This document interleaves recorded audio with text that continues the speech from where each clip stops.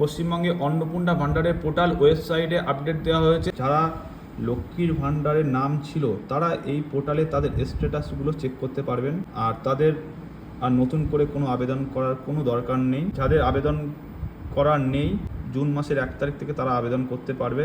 লক্ষ্মীর ভাণ্ডারে যারা টাকা পেত এই পোর্টাল থেকে তারা আবার টাকা পাবে, মানে ট্রান্সফার হয়ে গেছে, তারা পরের মাসে জুন মাস থেকেই তারা টাকা পাবে। আর যারা অ্যাপ্লিকেশন যারা করেও যারা টাকা পায়নি তারা পরের মাসে আবার নতুন করে অ্যাপ্লিকেশন করতে হবে। লক্ষ্মীর ভাণ্ডারের পোর্টাল স্ট্যাটাস যেভাবে তোমরা চেক করতে পারতে সেভাবেই অন্নপূর্ণা যোজনার পোর্টাল সেমভাবেই স্ট্যাটাস চেক করতে পারবে, কিন্তু জুন মাসের 1 তারিখ থেকে। এখন চেক করলে কিছু দেখাবে না। জুন মাসের 1 তারিখ থেকে পোর্টালটা তোমরা চেক করতে পারবে। জুন মাসের 1 তারিখ থেকে আবার টাকা ব্যাংকে আবার ক্রেডিট হবে। জুন মাসের 1 তারিখে এই পোর্টালে অ্যাকাউন্টে টাকাটা ক্রেডিট হলো কি না অবশ্যই এই পোর্টালে জানতে পারবে। 1 তারিখে কীভাবে পোর্টালে চেক করতে পারবে সেটা আমি দেখিয়ে দিচ্ছি। সেটা পিসি থেকে বা নিজের ফোন থেকে হবে। প্রথমে সার্চ করতে হবে, গুগলে সার্চ করতে হবে www.gov.in লগইন।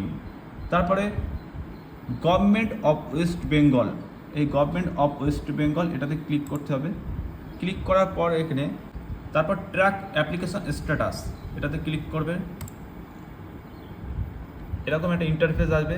এখানে আছে সিলেটে ক্লিক করার পরে যে কোনো অ্যাপ্লিকেশন আইডি, যে লক্ষ্মী ভাণ্ডারে যে আইডিটা পড়েছিল অ্যাপ্লিকেশন আইডি সেটাও দিতে পারো, মোবাইল নাম্বার দিতে পারো, আধার নম্বর দিতে পারো, ব্যাঙ্ক অ্যাকাউন্ট নম্বর দিতে পারো, যে কোনো একটা। আমি এখানে আধার নম্বরটা ক্লিক করলাম।